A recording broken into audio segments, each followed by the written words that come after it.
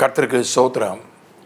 தலைவராகிய கிறிஸ்துவின் நாமத்தில் தலைவனின் துணை நிகழ்ச்சிக்கு வரவேற்கிறேன். இறையியல் கற்று வருகிறோம். அந்த வரிசையிலே கிறிஸ்துவியலிலே அபிஷேகிக்கப்பட்டவர் என்கிற தலைப்பு தொடர்கிறது. கிறிஸ்து ராஜாவாக அபிஷேகிக்கப்பட்டவர், தீர்க்கதரிசியாக அபிஷேகிக்கப்பட்டவர், பிரதான ஆசாரியனாக அபிஷேகிக்கப்பட்டவர். இந்த 3 அபிஷேகங்களையும் உடையவர்கள் வேற யாருமே கிடையாது. நான் ஏற்கனவே சொன்னது போல தாவீது ராஜாவாக இருந்தான், தீர்க்கதரிசியாக இருந்தான், ஆசாரியனா பிரதான ஆசாரியனாக இருக்கலை. மெல்கிசேதேக்கு ராஜாவாக இருந்தான், ஆசாரியனாக இருந்தான். மெல்கிசேதேக்கை குறித்து வேதம் சொல்கிறது எபிரேயரில் சாலேமின் ராஜா என்று சொல்லப்பட்டிருக்கிறது. 7ஆம் அதிகாரம் எபிரேயர் 2ஆம் வசனம். இவனுக்கு ஆபிரகாம் எல்லாவற்றிலும் தசம பாகம் கொடுத்தான். இவனுடைய முதற் பெயராகிய மெல்கிசேதேக்கு என்பதற்கு நீதியின் ராஜா என்றும் சாலேமின் ராஜா என்பதற்கு சமாதானத்தின் ராஜா என்றும் அர்த்தமாம். 3ஆம் வசனத்தினுடைய கடைசி பகுதி சொல்கிறது, ஆசாரியனாக நிலைத்திருக்கிறான். நீதியின் ராஜா, சமாதானத்தின் ராஜா, ஆசாரியன். ராஜாவாகவும் ஆசாரியனாகவும் இருந்த ஒரே ஒருவர் மெல்கிசேதேக்கு தான். சாமுவேல் தீர்க்கதரிசியாகவும் இருந்தான், ஆசாரியனாகவும் இருந்தான். ராஜாவா இருக்கல. ராஜாவா சவுலை ஏற்படுத்தினான், பின்னால் தாவீதை ஏற்படுத்தினான். 3 அபிஷேகம் பெற்றவர்கள் வேதத்தில் யாருமே கிடையாது. எல்லாருமே 2 அபிஷேகம் தான் பெற்றிருந்தாங்க. நாமும் 2 அபிஷேகம் தான் பெற்றிருக்கிறோம். தீர்க்கதரிசி அபிஷேகம் எல்லாருக்கும் கிடையாது, ஒரு சிலருக்கு இருக்கு. ஒரு சிலருக்கு இருந்தால் அவர்களும் கிறிஸ்துவை போல 3 ராஜாவின் அபிஷேகம் நமக்கு உண்டு. எல்லா விசுவாசிகளுக்கும் ராஜாவின் அபிஷேகம் உண்டு. எல்லா விசுவாசிகளுக்கும் ஆசாரிய அபிஷேகம் உண்டு, ஆண்டவரை பற்றி மற்றவங்களுக்கு சொல்றதுக்காக. எல்லா தீர்க்கதரிசி எல்லா விசுவாசிகளுக்கும் ராஜாவின் அபிஷேகம் உண்டு, 1000 வருஷ அரசாட்சியில் புதிய பூமியில் ஆளுகை செய்கிறதுக்காக. எல்லா விசுவாசிகளுக்கும் தீர்க்கதரிசியின் அபிஷேகம் கிடையாது. தீர்க்க தரிசன வரம் இருக்கலாம், தீர்க்கதரிசியின் அபிஷேகம் கிடையாது, சிலருக்கு தான். இப்போ ஒருத்தருக்கு தீர்க்கதரிசியின் அபிஷேகம் இருந்தால் அவருக்கு 3 அபிஷேகமும் இருக்குன்னு அர்த்தம். ஒரு ராஜா தேவ ஆலயத்தில் தூபம் காட்டுறதுக்கு அவனே தூபம் காட்டுறதுக்கு முயற்சி பண்ணான். கர்த்தர் அவனை தண்டித்ததுனா அவன் நெத்தியில் ஒரு வியாதி உடனே தோன்றியது. உடனே அவனை தேவாலயத்தை விட்டு வெளியே கொண்டு போயிட்டாங்க. அதனால தனக்கு எந்த அழைப்பு இல்லையோ, எந்த அதிகாரம் இல்லையோ, அதை ஒருவன் செய்யும்போது ஆண்டவருடைய தண்டனை வந்துடுது. ஒரு ராஜா ஆசாரியனாக முடியாது. ஆனால் இயேசுவோ 3 விதமான அபிஷேகமும் உடையவராக இருந்தார்.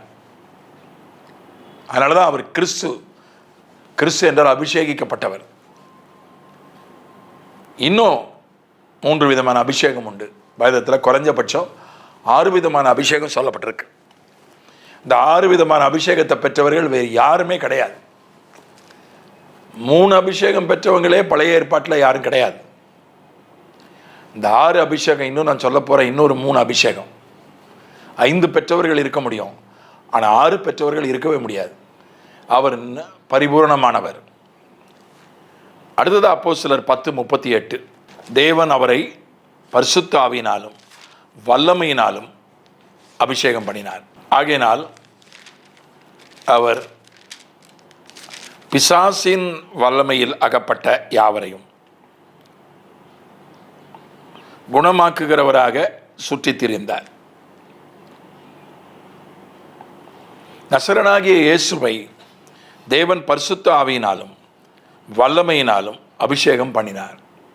தேவன் அவருடனே கூட இருந்தபடினாலே அவர் நன்மை செய்கிறவராயும் பிசாசின் வல்லமையில் அகப்பட்ட யாவரையும் குணமாக்குகிறவராயும் சுற்றித் திரிந்தார்.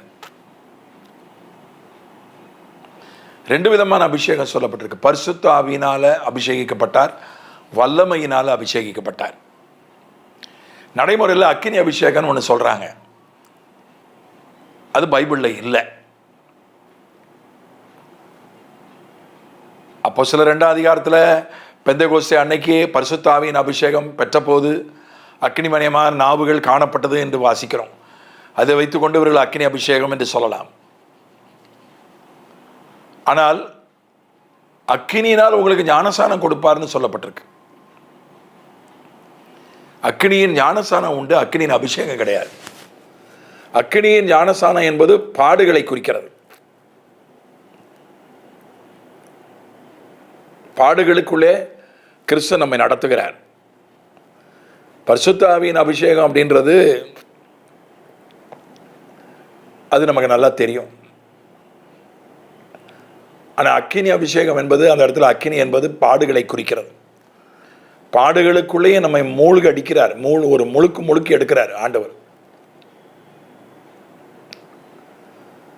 வாழ்க்கையில் ஒரே ஒரு தடவை உச்சக்கட்ட பாடுகள் வரும். எப்போதும் பாடு வரும், அது லேசா வந்து போய்கிட்டு இருக்கோம். ஒரு தடவை மட்டும் முழுகி எழுந்துருவோம். எப்படி தண்ணீருக்குள்ள ஒரு தடவை நம்ம முழுகி எழுந்தோமோ ஞானசானம் எடுத்த போது, அதே மாதிரி ஒரு தடவை பாடுகளுக்குள்ள முழுகி எழும்பிடுவோம். அந்த உச்சகட்டம் உண்டு. அதான் அக்கினியின் ஞானசானம். அக்கினியின் ஞானசானம் உண்டு, அது பாடுகளின் ஞானசானம். அக்கினி அபிஷேகம்னு ஒன்று பைபிளில் தனியாக சொல்லப்படலை. அனுபவங்கள் இருக்கலாம், அனுபவங்களை நான் மறுக்கவில்லை, அதை நான் ஏற்றுக்கொள்கிறேன். அக்கினி அபிஷேகம்னு ஒரு அபிஷேகம் நடைமுறையில் சொல்லிக்கிறாங்க, பிரபலமாக சொல்லிக்கிறாங்க. அக்கினி அபிஷேகம்னு ஒரு அபிஷேகம் வேதத்தில் இல்லை. என்னுடைய சிற்றறிவுக்கு உட்பட்டு, என்னுடைய ஞாபகத்துக்கு உட்பட்டு இருந்தால் எனக்கு காட்டுங்க, நான் என்னை திருத்திக் கொள்கிறேன். நானும் பெந்தேகோஸ்தே அனுபவம் பெற்றவன் தான். பெந்தேகோஸ்தே சகோதர சகோதரிகள் தவறாக எடுத்துக்கொள்ளாதீர்கள். வல்லமையின் அபிஷேகம் உண்டு, பரிசுத்த ஆவியின் அபிஷேகம் உண்டு, ஆனந்த தைலத்தின் அபிஷேகம் உண்டு. அதை பற்றி நம்ம பின்னால் 3 அபிஷேகம் தான். அனுபவ ரீதியாக 3 அபிஷேகம், அதிகார ரீதியாக 3 அபிஷேகம். ஒன்று ராஜா, இன்னொன்று தீர்க்கதரிசி, இன்னொன்று ஆசாரியன். 3 அபிஷேகம். இன்னும் 3 அபிஷேகம் பரிசுத்த ஆவியின் அபிஷேகம். அதான் பொதுவான அபிஷேகம், அதான் பேசிக் அனாயிண்டிங், அடிப்படையான அபிஷேகம் எல்லாருக்கும் உண்டு. பரிசுத்த ஆவி உங்களிடத்தில் வரும்போது அப்போஸ்தலர் 1:8 சொல்கிறது, நீங்கள் பலன் அடைந்து சாட்சிகளாயிருப்பீர்கள். இது சாட்சிகளாயிருப்பதற்கான வல்லமை. ஆண்டவருக்கு சாட்சியாக இருக்கிறது ரொம்ப கஷ்டம். மனித பலத்தை வச்சுக்கிட்டு, சுய பலத்தை வச்சுக்கிட்டு சாட்சியாக இருக்க முடியாது. பிரச்சனைன்னு வந்துருச்சுன்னா போயிடுவாங்க.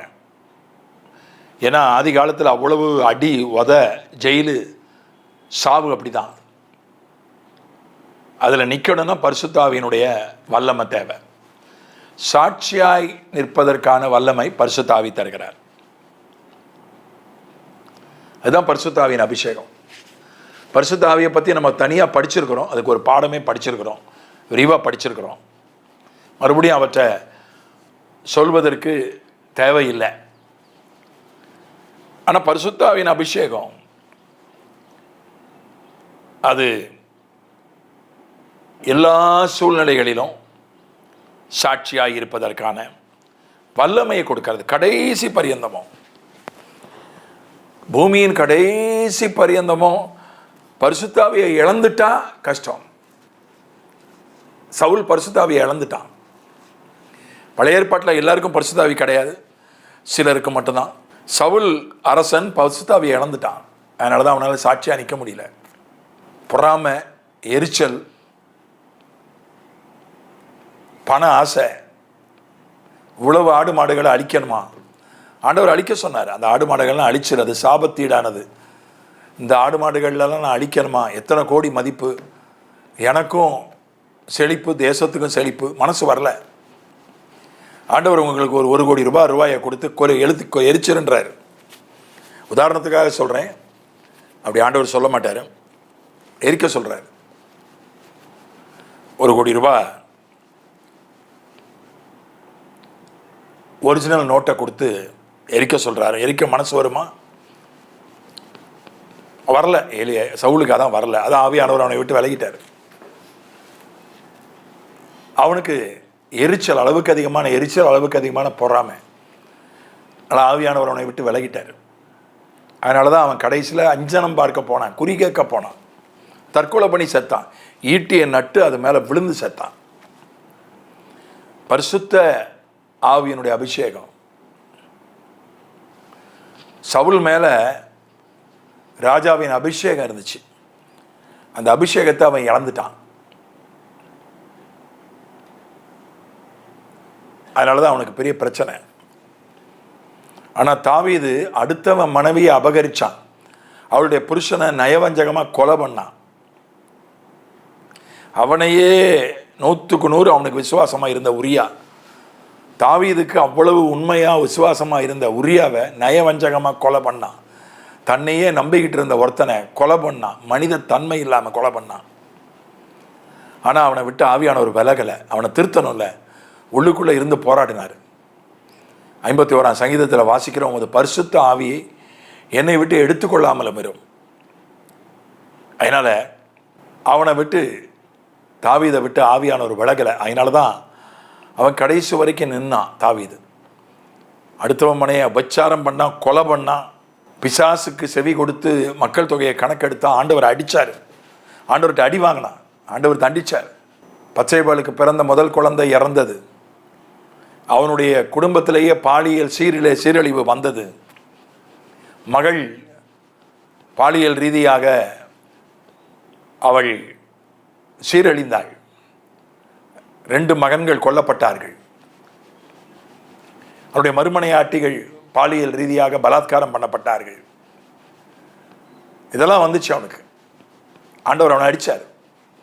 ஆனாலும் அவன் கடைசி வரை நின்னான். காரணம், பரிசுத்த ஆவியின் அபிஷேகம் அவன் மேலே இருந்துச்சு. அவன் மேலே இருந்த அந்த ராஜாவின் அபிஷேகத்தை, ராஜாவின் அபிஷேகன்றது இப்படி சொன்னால் உங்களுக்கு புரியும்.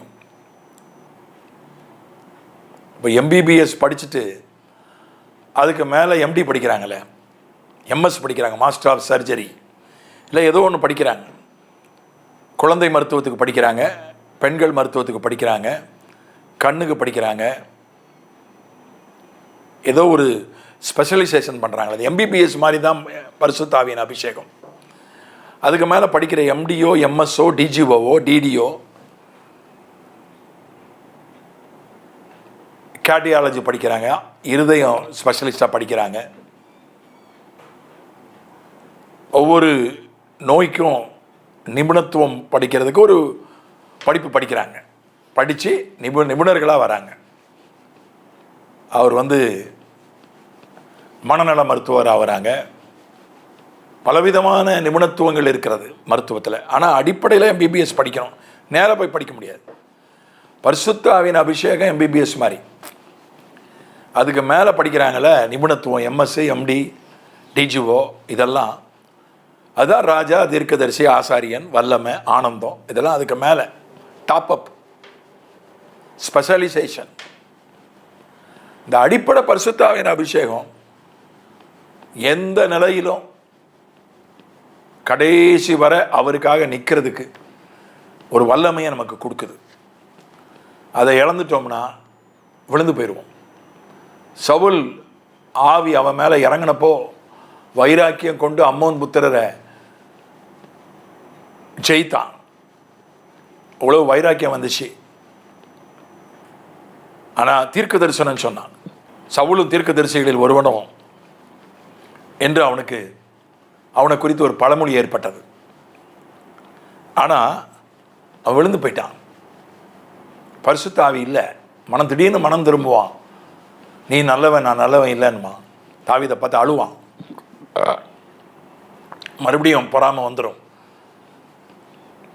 இவன் என்னை விட புகழ் உள்ளவனாக நிற்கிறான், அவனை நம்ம கொண்டுடணும். எனக்கு சவுல் கொன்றது 1000, தாவீது கொன்றது 10000 சொல்லிட்டாங்க. அவனை கொண்டுடணும், அழிச்சிடணும் அவனை. இவன் இருந்தானா என் பிள்ளை ராஜாவா, என் மகன் ராஜாவாக முடியாது, அவன் ஆகிடுவான், அவனை கொண்டுடணும் என்று பொறாமையோடு எரிச்சலோடு அலைந்தான். கடைசியில் குறி கேட்டு அஞ்சனங்க பார்த்து தற்கொலை பண்ணி செத்து போனான். ஆனால் தாவீது அப்படி இல்லை. பச்சாரம் பண்ணான், கொலை பண்ணான், பிசாசின் ஆலோசனையை கேட்டான். ஆண்டவர் அடித்தார்.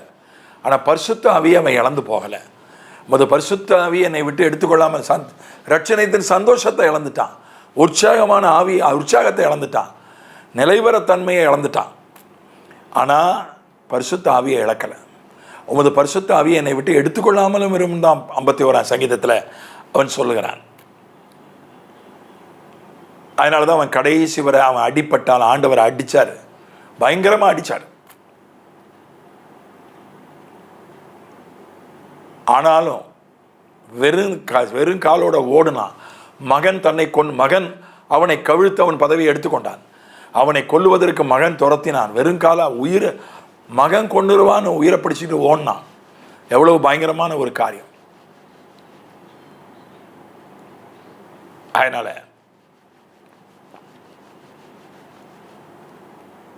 ஆனாலும் தாவீது கடைசி வர நின்னான். காரணம் பரிசுத்த ஆவி அபிஷேகம்.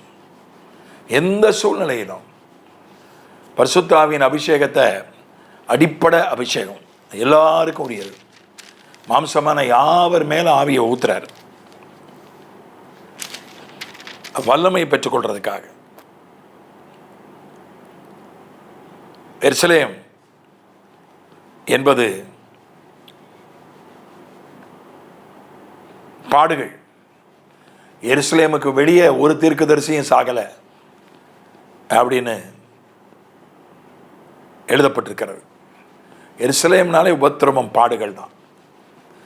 முதல்ல பாடுகள் உபத்திரவம் தான் வரும். பாடுகள் உபத்திரத்தில் நிற்கிறதுக்கு பரிசுத்த ஆவியின் அபிஷேகம் வேணும்.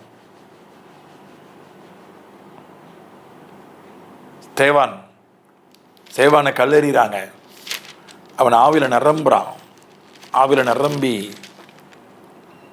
சேவான் அதுலேயும் சாட்சியாக தன்னுடைய உயிரை விட்டான். அதுதான் எருசலேமில் சாட்சியாக இருக்கிறது. கைது பண்ணாங்க. கைது பண்ணப்போ மிரட்டினாங்க, இனி இயேசுவை பற்றி பேசக்கூடாதுன்னு. என்ன சொன்னாங்க தெரியுமா? நாங்கள் ஆண்டவருக்காக பாடுபடுறதுக்கு எங்களுக்கு ஆண்டவர் ஒரு பாக்கியத்தை கொடுத்தாரேன்னு சந்தோஷப்பட்டாங்களாம். யாராவது சந்தோஷப்படுவாங்களா? அதுதான் பரிசுத்த ஆவியின் வல்லமை. அவங்க சந்தோஷமாக வந்து எங்களுக்கு இப்படிப்பட்ட ஒரு பாக்கியத்தை ஆண்டவர் தந்திருக்கிறாரே என்று அவர்கள் சொன்னார்கள்.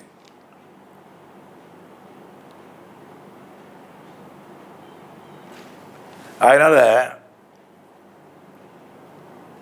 எல்லாரையும் அடித்து பவுல் தலைமையில் ஒரு இயக்கம் எழும்பி, ஒரு மதவாத இயக்கம் எழும்பி கிறிஸ்தவங்களெல்லாம் அடித்து ஜெயிலில் போட்டு சிலரை கொலை பண்ணி, சேவான் போன்றவர்களெல்லாம் கொலை பண்ணி 12 பேரை தவிர எல்லாம் செதறிட்டாங்க. ஊரை விட்டே ஓடிட்டாங்க. ஊரை விட்டு ஓடினாலும் ஓடுவேனே தவிர இயேசுவை விட்டு ஓட மாட்டேன். அதான் பரிசுத்த ஆவியின் அபிஷேகம். ஊரை விட்டு ஓடுவேன், நாட்டை விட்டு ஓடுவேன், தொழிலை விட்டு ஓடுவேன், சொத்தை விட்டுட்டு ஓடுவேன், இயேசுவை விட்டுட்டு ஓட மாட்டேன். இதுதான் பரிசுத்த ஆவியின் வல்லமை, பரிசுத்த ஆவியினுடைய அபிஷேகம். அங்கே போய் சும்மா இருக்கல. போன இடத்துலலாம் உலகம் முழுசும் செதறி போனாங்க. போன இடத்துலலாம் இயேசுவை பற்றி சொன்னாங்க. அதுதான் பரிசுத்த ஆவியின் அபிஷேகம். எருசலேம் யூதேயான்றது அது புகழுக்கு அடையாளமாக இருக்கிறது. புகழ் வந்துடுச்சுன்னா ஒரு மனுஷனுக்கு புகழ்ச்சியே சோதனை என்று வேதம் சொல்லுகிறது. யோவானுடைய புத்தகத்தில் நம்ம வாசிக்கிறோம், புகழ் பெற விரும்புகிறவன் யூதேயாவில் போதான் எதையும் செய்வான், அவன் இங்கேருந்து கலிலேயாவில் செய்ய மாட்டான் அப்படின்னு இயேசுவனுடைய சகோதரர்கள் வந்து சொல்கிறாங்க. 3ஆம் வசனம் 7:3 யோவானில், அப்பொழுது அவருடைய சகோதரர் அவரை நோக்கி, நீர் செய்கிற கிரியைகளை உம்முடைய சீஷர்களும் பார்க்கும்படி இவ்விடம் விட்டு யூதேயாவுக்கு போம். பிரபலமாக இருக்க விரும்புகிற எவனும் அந்தரங்கத்திலே ஒன்றையும் செய்ய மாட்டான். நீர் இப்படிப்பட்டவைகளை செய்தால் உலகத்துக்கு உம்மை வெளிப்படுத்தும் என்றார்கள். இயேசுனுடைய தம்பிகள் யாக்கோபு, யூதா, இன்னும் 2 தம்பி, 4 தம்பிகளும் சொன்னாங்க அண்ணங்கிட்ட, அண்ணன் என்ன, ஏசண்ண நீங்கள் கலிலேயாவிலிருந்து அற்புதங்கள் எல்லாம் செஞ்சீங்கன்னா ஃபேமஸ் ஆக முடியாது. நீங்கள் யூதேயாவுக்கு போங்க, அங்கே போனால் தான் ஃபேமஸ் ஆக முடியும் என்று சொல்கிறார்கள். யூதேயா பிரபலமாக இருக்க விரும்புகிற எவனும் யூதேயாவுக்கு போம், பிரபலமாக இருக்க விரும்புகிற எவனும் இந்த உலகத்துக்கு உங்களை காட்டணும், ஃபேமஸ் ஆகணும். இந்த புகழ் இருக்கு பாருங்க, புகழ் ஒரு பெரிய போதை. ஏரோதுன்னு ஒரு ராஜா இருந்தான், அவனை புகழ்ந்தாங்க. இது அவன் ஒரு நல்ல பேச்சாளன், நல்லா பேசுவான், அறிஞர் அண்ணா மாதிரி கலைஞர் மாதிரி பேசுவான். அந்த ஏரோது ராஜா அப்போஸ்தலர் 12 சொல்லப்பட்டிருக்கு. 21 குறித்த நாளிலே ஏரோது ராஜ வஸ்திரம் தரித்து கொண்டு சிங்காசனத்தில் மேல் உட்கார்ந்து அவர்களுக்கு பிரசங்கம் பண்ணினான். அப்பொழுது ஜனங்கள் இது மனித சத்தம் அல்ல, இது தேவ சத்தம் என்று ஆர்ப்பரித்தார்கள். அவன் தேவனுக்கு மகிமையை செலுத்தாதபடியினால் உடனே கர்த்தருடைய தூதன் அவனை அடித்தான், அவன் புழுப்புழுத்து இறந்தான். ஒரு ராஜா, அவன் யூதன் கிடையாது, அவன் நியாயப்பிரமாணத்துக்கு கீழ்ப்பட்டவன் கிடையாது, விருத்த சேதனம் உள்ளவன் கிடையாது, கிறிஸ்தவன் கிடையாது. ஒரு ராஜா, நல்ல பேச்சு திறமை. அவன் பேசுறானா அப்படி சாலமோன் பாப்பையா மாதிரி பேசுவான், அவ்வளவு பேச்சு திறமை. அவனுடைய பேச்சு திறமையை கேட்டாங்க. அவனுடைய ராஜாவால் அந்த ஜனங்களுக்கு காரியமும் ஆகணும். இது தேவ சத்தம்னு சொன்னாங்க. இது மனுஷ சத்தம் இல்லை, இது ராஜாவின் சத்தம், தேவ சத்தம்னாங்க. அவன் மகிமையை, அவன் தன்னை கடவுள்னு அவன் சொல்லலை. நாம் நம்மை புகழ மாட்டோம், மற்றவங்க தான் நம்மளை புகழ்ந்து நம்மளை புகழ் என்கிற போதையில் கீழே தள்ளி விட்டுருவாங்க. அவன் இல்லையா நான் மனுஷன்தான் ஒரு வார்த்தை சொல்லியிருந்தா தப்பிச்சிருப்பான். அவன் அந்த போதையை அப்படியே ரசித்தான். தேவ சத்தம், நீங்கள் கடவுள்னு சொன்னவன அதை அப்படியே ரசித்தான். தேவதூதன் அடிச்சிட்டான், செத்து போயிட்டான். புகழ் ரொம்ப பயங்கரமானது. ஒருத்தன் ஜெயிலில் தூக்கி போட்டால் கூட தப்பிச்சிடலாம், அடி உதையில் கூட நின்றுடலாம். புகழ் போதையில் ஒரு நாள் நிற்க முடியாது. அது ரொம்ப பயங்கரமானது புகழ். அதனால் யூதேயா என்பது, யூதேயாவிலும் சாட்சியாக இருப்பேன். புகழ் நமக்கு அளவுக்கு அதிகமாக நம்மை புகழும் போதும் எங்கும் புகழ். அப்போஸ்தலர் 15ஆம் அதிகாரத்தில் 14ஆம் அதிகாரத்தில் ஒரு நடக்க முடியாது, ஒரு பிறவியிலிருந்து நடக்க முடியாத ஒருவனை பவுல் சுகமாக்குகிறான்.